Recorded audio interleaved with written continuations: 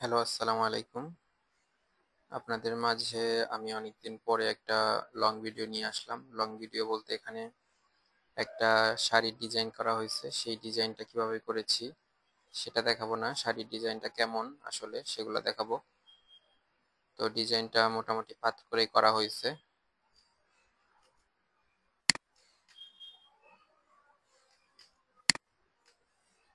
তো ডিজাইনটা ফার্স্টে এই অবজেক্টটা নিয়েছি। এই অবজেক্টটা আমি প্যাটার্ন করব।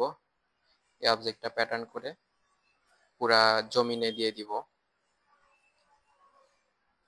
তো এটা ফ্লিপ করে আমি এভাবে নিয়েছি, তারপরে পুরো একটা লাইন গ্রুপ করে লাইন করে নিয়েছি। তো এই লাইনটা রিপিট করে দিব।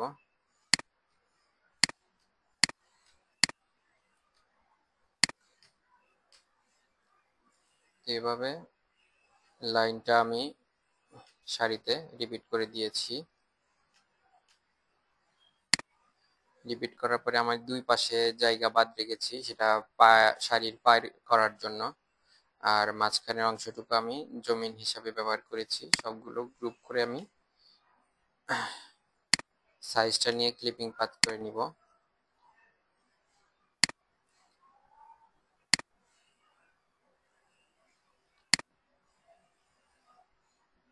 তো তারপরে এখানে আমি কিছু ডিজাইন করেছি, এগুলা পাত করে করে ডিজাইন করার পরে সেগুলো আমি আঁচলে ব্যবহার করেছি।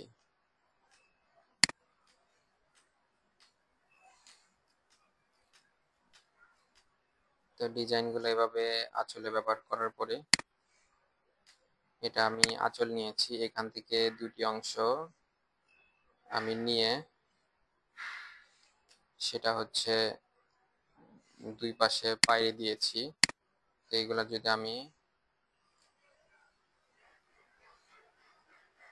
এখন এগুলা সব গ্রুপ করা আছে, তো এটা আমি ক্লিপিং পাত করে নিব।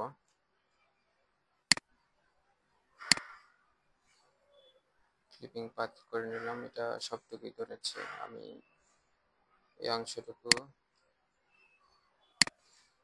এটা এটা গ্রুপ করব।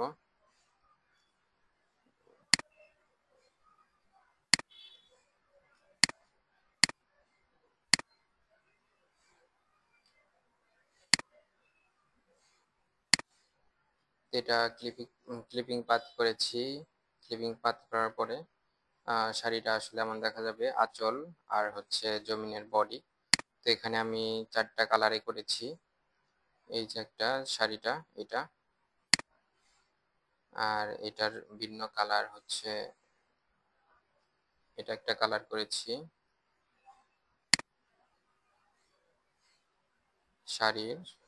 এটা ডিজিটাল প্রিন্টে বা সাবলিমেশন প্রিন্টে দেওয়া যাবে।